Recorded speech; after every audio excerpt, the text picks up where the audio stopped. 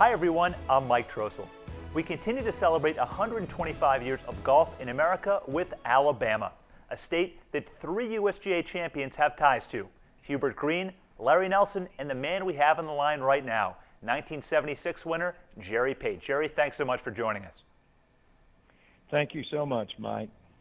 Now, Jerry, success in USGA championships played a major role early in your career. What made you respond so well to the challenges they presented? Although I grew up in Alabama, when I moved to Pensacola at age 13, my father's boss in the Coca-Cola business was involved with the USGA Green Section Committee and also a rules official, Crawford Rainwater. And he taught me a lot about the game. In fact, he brought the first USGA major championship to the state of Florida with the Women's U.S. Open in 1969 at Scenic Hills Country Club. And so I was able to caddy there, and I worked a little television actually on the weekend. And just getting around big-time golf there at the Women's Open. And we had the Pensacola Open for years in Pensacola, and I would see the men play every spring. And so I had an interest in the game, and Mr. Rainwater really taught me the fine points of the game and the rules of the game. And now, Jerry, you're talking about 1969, having the Women's Open down there, but you, a big year, 1974. You win the U.S. Amateur. In less than 2 years after that, you prevail in the U.S. Open at age 22, hitting one of the most memorable shots in championship history. What's your favorite moment from that week at Atlanta Athletic Club? I don't think there was really any one shot that was my favorite part of the championship. I think just winning in Georgia. I was born in Georgia. My family had moved to Georgia in 1800 from North Carolina on a little farm, about a couple of thousand-acre cotton farm in South Georgia near Riddleville, Georgia, in Washington County. My dad was a graduate from University of Georgia Business School. My mom graduated from Wesleyan in Macon, where I was born. My grandfather graduated from Georgia Business College in around 1920 in Atlanta. So we were a Georgia family. And so when I came to the Open, it was the first time played in the South. Bobby Jones asked it to be played at the athletic club. His father was a Coca-Cola lawyer. My dad was a Coca-Cola bottler at that time, even though he didn't know Bobby Jones or his father. But it all kind of tied together with a person with roots from Georgia, and as it would turn out, I won the only time the U.S. Open's been played in the state.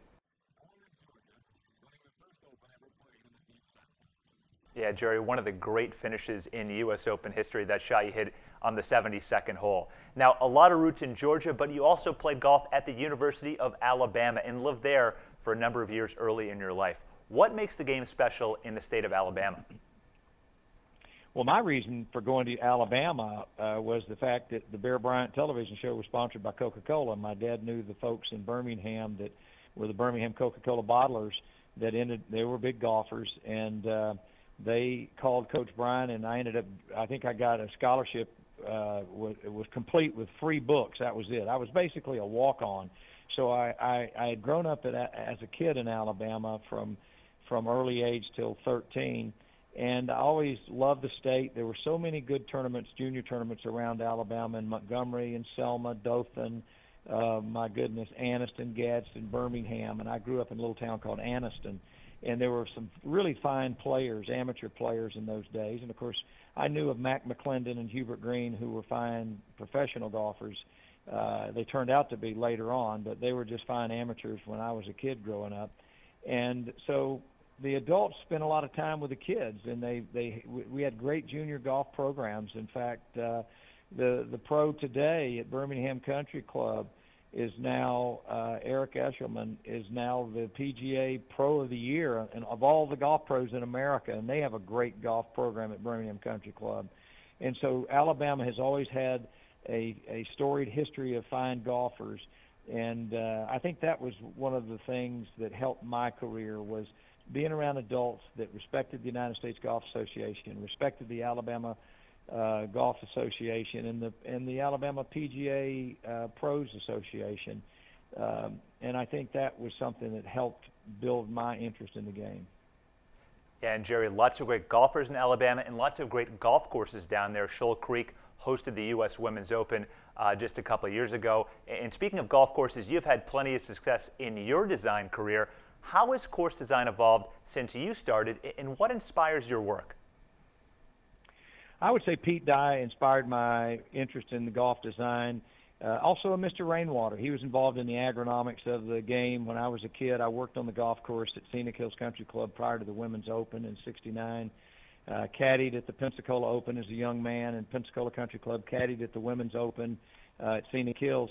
But meeting Pete in the 1974 World Amateur Championship at Casa de Campo and seeing his creative work of the Teeth of the Dog, and then coming back and got involved with Jack Nicklaus after winning the Open. I traveled once to Glen Abbey when he was building that stadium golf course prior to the famous stadium PGA Tour course. He had just completed Muirfield, and we had the first Memorial Tournament in '76 at his golf course there. So I watched Jack build courses. I actually worked with Pete later on in my career and did the TPC Valley course, the second course next to the stadium course, along with Bobby Weed. And I also worked with Tom Fazio as early as 23 years old. We did a golf course called Blue Water Bay in Niceville, Florida, which was one of Tom's first golf courses. And, of course, his uncle George was a U.S. Open champion and a great designer in his own right on the few courses that George Fazio, and Tom's father was a pro, and they all knew a lot about the game and the agronomics and construction. So I learned from some of the best. Yeah, you sure did. Pete Dye, Tom Fazio, and Jack Nicklaus. It really doesn't get a whole lot better than that. Jerry Pate, the 1974 U.S. Amateur Champion, the 1976 U.S. Open Champion. Thank you so much for your insights on golf in Alabama.